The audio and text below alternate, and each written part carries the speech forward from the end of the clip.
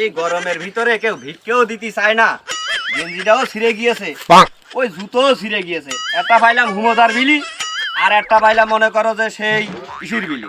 তো দুই জোড়া জুতো দুটো পাই দিছি, টাকার অভাবে বাবু জুতোও কিনতে পারছি না। যাই ওই দোকানে দেখছি, দোকানে ভিক্ষে দেয় কিনা একটু দেখে আসি, কয়টা টাকা যদি পাওয়া যায়। ও দোকানদার ভাই, আছো নাকি? আসি গো ভাই। তো যাও, গরমের ভিতরে আসলাম, ভিক্ষে করাও খুব কষ্টের ব্যাপার বাবু, কয়টা টাকা ভিক্ষে মিক্ষে দাও।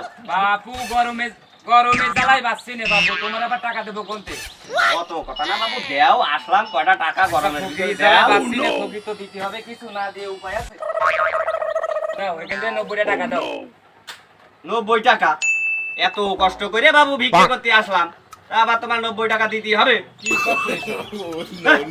তুমি কি আমার মতো ফকির নাকি? 100 টাকাই নিয়ে গেলাম।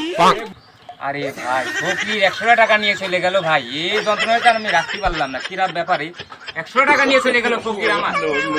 আল্লাহ।